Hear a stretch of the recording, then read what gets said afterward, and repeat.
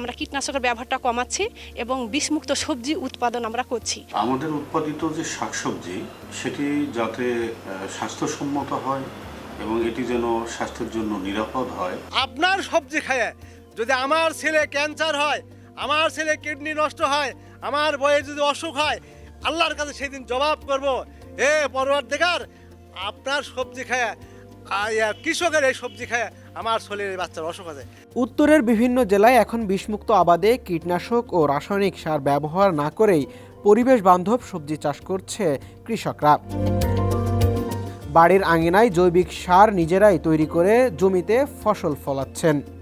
কৃষক থেকে আমরা উদ্বুদ্ধকরণের মাধ্যমে আমরা কীটনাশকের পরিবর্তে যেমন জৈব বালাইনাশক ব্যবহার করাচ্ছি, বালাই সহনশীল জাত ব্যবহার করাতে উদ্বুদ্ধকরণ করছি। আমরা সঠিক ওষুধ সঠিক মাত্রায় সঠিক নিয়মে আমরা সেটা প্রয়োগ করব। আমরা আরও আঠালো ফাঁদ ব্যবহার করছি, আমরা কীটনাশকের ব্যবহারটা কমাচ্ছি এবং বিষমুক্ত সবজি উৎপাদন আমরা করছি। সেই উৎপাদনের ক্ষেত্রে আমাদের সমস্যা খুব না, কারণ আমাদের লেটেস্ট টেকনোলজি ট্রেনিংটা দিচ্ছি তারা উৎপাদন করছে।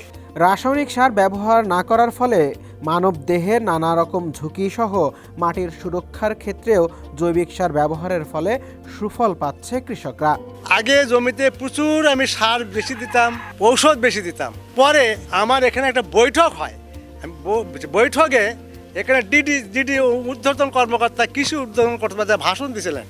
যে ভাষণটা আমি আজও পর্যন্ত মনের ভিতরে দোলা খাচ্ছে। সে দোলা হলো যে উনি বলছিলেন, আপনার সবজি খায় যদি আমার ছেলে ক্যান্সার হয়, আমার ছেলে কিডনি নষ্ট হয়, আমার বইয়ে যদি অসুখ হয়, আল্লাহর কাছে সেদিন জবাব করব, হে পরওয়ারদিগার, আপনার সবজি খায় কৃষকের এই সবজি খায় আমার ছেলের বাচ্চার অসুখ আছে। আমি সেই দিন থেকে তবু করছি, আমি যদিও খুব নিরাপদ বেষ্টনী অবলম্বন করে আমি সেগুলো ব্যবহার করি। জৈব সার ব্যবহার করি, তাকে পরামর্শে কাজ করি, সে হিসেবে আমরা 2-3টা করে সাথী ফসল দেই, আমরা খুব লাভবান হই।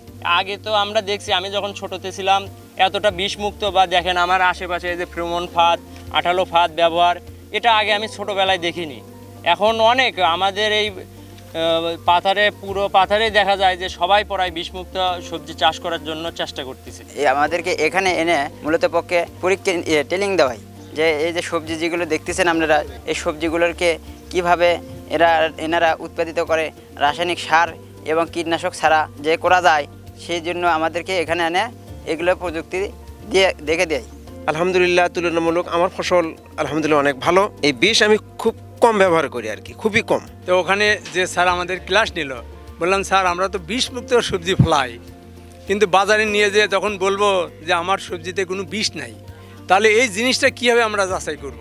যেমন স্যার দুধের মধ্যে পানি দেওয়া হয়, যেখানে দুধের মধ্যে মেশিন ঢুকে দিলে দুধ ভেজাল নাকি পানি আছে ওটা নির্ণয় হয়ে যায়, কিন্তু এই জিনিসগুলো কীভাবে নির্ণয় করা যায়?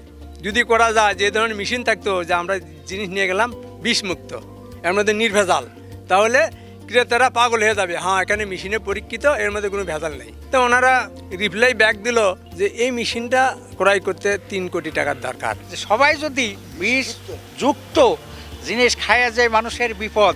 এই যে অনেক রোগ, কিডনি নষ্ট হচ্ছে, এই যে স্ট্রোক করিচ্ছে, এগুলো অনেক সমস্যা, আমরা তো আর অতটুকু জানি না। আমাদের উৎপাদিত যে শাকসবজি সেটি যাতে স্বাস্থ্যসম্মত হয় এবং এটি যেন স্বাস্থ্যের জন্য নিরাপদ হয়, সে লক্ষ্যে কিন্তু কৃষি সম্প্রসারণ অধিদপ্তরের বিভিন্ন প্রকল্পের মাধ্যমে কৃষকদের প্রশিক্ষণ প্রদান এবং অন্য নানাবিধ যে সম্প্রসারণ কার্যক্রম, যেমন উঠান বৈঠক, দলীয় আলোচনা, এর মাধ্যমে কিন্তু আমরা এগুলো কৃষক ভাইদের দক্ষ করে গড়ে তুলছি এবং তারা যথেষ্ট আগ্রহ প্রদর্শন করছেন। বগুড়া প্রতিনিধি শাহনওয়াজ শাওনের পাঠানো তথ্যচিত্রে ডেস্ক রিপোর্ট সমকাল।